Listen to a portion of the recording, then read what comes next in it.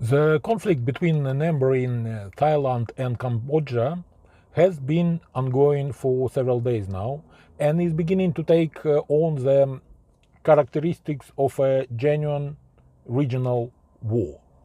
At first glance, it appears to be a traditional clash between two neighboring states over border issues rooted in colonial history. The state border between Thailand and Cambodia was drawn in the early 20th century by France, which, as we know, controlled Indochina at the time.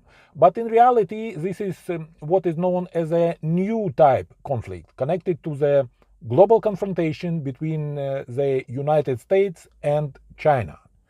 The issue is not about who will control the territory around the Asian temple.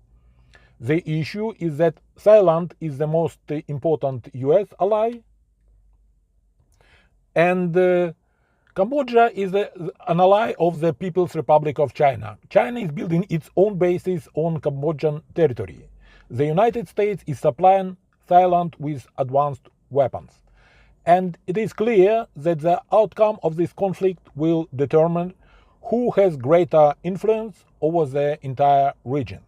This can be compared to the Russian-Ukrainian war. Ukraine is supported by the West and hopes for continued military assistance from the United States, while Russia is supported by China.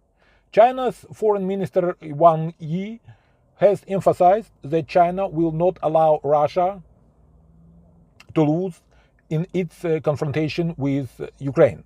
This situation also resembles events in the Middle East.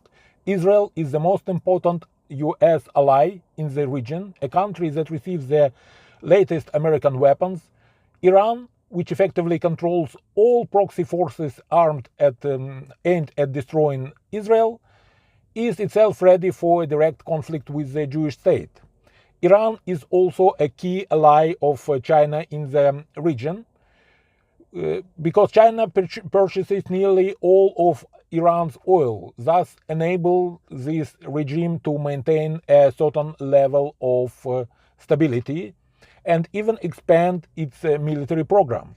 Observers note that the current fighting between Thailand and Cambodia is taking place near the Mekong River, which could serve as a route for Chinese supplies to the Cambodian army and for establishing a future Chinese military base in the Sikhan, I cannot pronounce this, the area to control the South China Sea in case of a larger conflict between United States and China.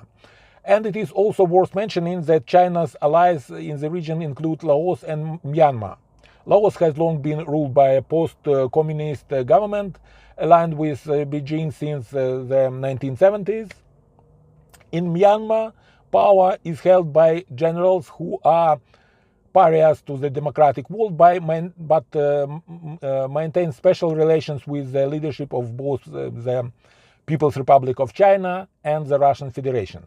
So when we say that Russia exhausting war against Ukraine was just the opening shot of what would define the 21st century as an era of continuous wars for influence between Washington and Beijing, we were not mistaken. Former Speaker of the US House of Representatives Nancy Pelosi, during her visit to Taiwan, emphasized that we have entered an era of struggle between democracies and authoritarianism. But the leader of this struggle on the authoritarian side is not Putin's self-absorbed Russian Federation, it is the People's Republic of China under the confident leadership of Xi Jinping. China hopes not merely to create a bipolar world, but to significantly reduce US global influence. For that purpose, Russia, acting as China's proxy, is now waging an unending war in Ukraine, attempting to weaken both the European Union and the United States, which, from the perspective of Beijing and Moscow, must be stripped of any political and economic influence in Europe. In the Pacific region, In Southeastern Asia, China has its own allies who will also be ready to undermine American influence in every country still oriented towards the United States. As we know, the conflict with Cambodia has already led to a serious domestic political crisis in Thailand. The crisis resulted in the resignation of the Thai Prime Minister, who had tried to resolve the conflict through talks with Cambodian dictator Hun Sen, whose son is now the formal head of the Cambodian state. A conversation between the now former Prime Minister Shinawatra and Hun Sen, during which she treated the Cambodian leader respectfully, led to her resignation, also because she effectively admitted to holding a different position to the Thailand-Cambodia situation than the Thai military, who are known not only to have the greatest influence on the country's political system and full support from the royal palace, but also to have established their own level of relationship with the United States.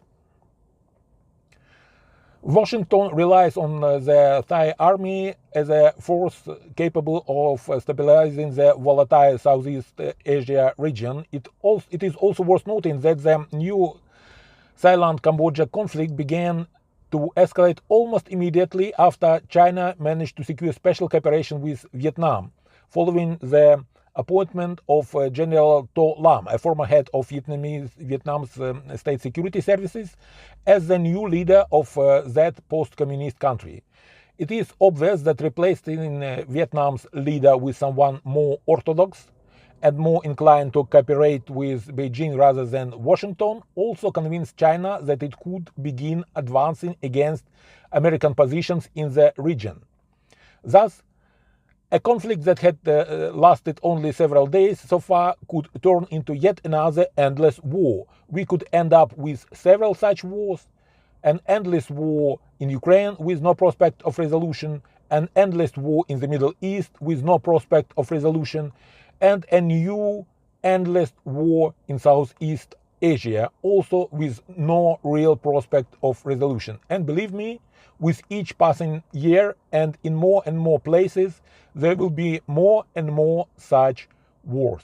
Thank you for watching. Have a nice day. Slava Ukraini!